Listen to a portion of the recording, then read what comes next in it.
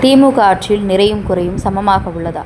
100க்கு 50க்கு 50 மதிப்பெண் அளித்த தேமுதிக பொதுச் செயலாளர் பிரேமலதா விஜயகாந்த். தேமுதிக சார்பில் காஞ்சிபுரம் மாவட்டம் காஞ்சிபுரம் சட்டமன்ற தொகுதியில் உள்ளம் தேடி இல்லம் நாடி நிகழ்ச்சியானது காஞ்சிபுரம் அடுத்த செவிலிமேடு பகுதியில் உள்ள ஒரு தனியார் திருமண மண்டபத்தில் நடைபெற்றது.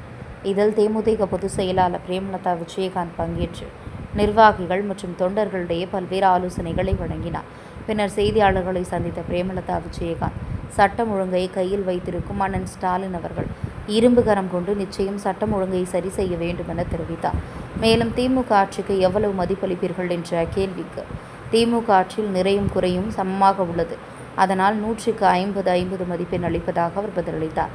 மேலும் ஆணவ கொலைக்கு முக்கிய காரணம் சாதி வெறி. இது ஆட்சியாளர்களின் விஷயம் அல்ல. ஆணவ கொலை ஒட்டுமொத்த மக்களின் மனநிலை மாறினால் மட்டுமே முடியும் என்று தெரிவித்தார். எது இன்னைக்கு உயிருக்கு பாதுகாப்பில்லை, உடைமைகளுக்கு பாதுகாப்பில்லை, மீனவர்களுக்கு பாதுகாப்பில்லை, வியாபாரிகளுக்கு பாதுகாப்பில்லை, விவசாயிகளுக்கு இந்த மாதிரி இருக்கு நிலைமை.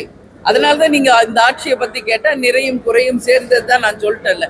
இன்னைக்கு நகை கொள்ளை, வாக்கிங் போக முடியுதா? ரோட்ல ஒரு பெண்ணோ யாரோ செயின் பறிக்கிறது, என்னென்ன நடந்துக்கிட்டு எல்லாம் டெய்லி நம்ம எல்லாருமே பார்த்துக்கிட்டு தான் இருக்கோம்.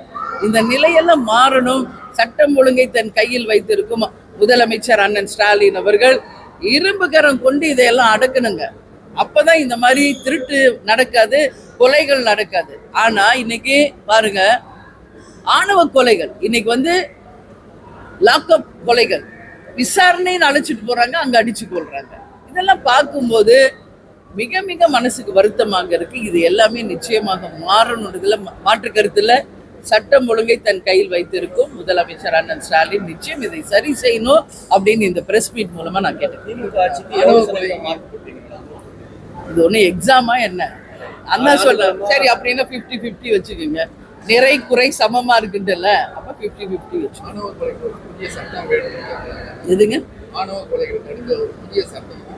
கண்டிப்பா இல்ல, இதுக்கு மெயின் என்ன தெரியுமா?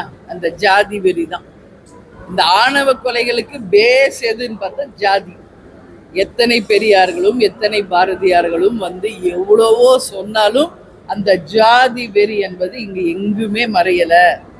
அந்த ஜாதியினுடைய வன்மம் தான் இன்னைக்கு கொலை வரைக்கும் போகுது. அதனால இது ஒரு தனிநபருடைய விஷயமோ ஒரு ஆட்சியாளர்களுடைய விஷயமா இல்லை, ஒட்டுமொத்த மக்களின் மனநிலையே மாறினாதான் இது மாறும். கேப்டன் பெரிய அண்ணால சொல்லி இருப்பார், எல்லாரும் ஒன்னா இணைங்க, அப்பதான் இந்த ஜாதின்றதே ஒன்னா இல்லாம இருக்கும்னு எவ்வளவோ கேப்டனும் எவ்வளவோ சொல்லியிருக்காரு. ஸோ இது ஒவ்வொரு தனி நபரும் மாற வேண்டிய ஒரு விஷயம்.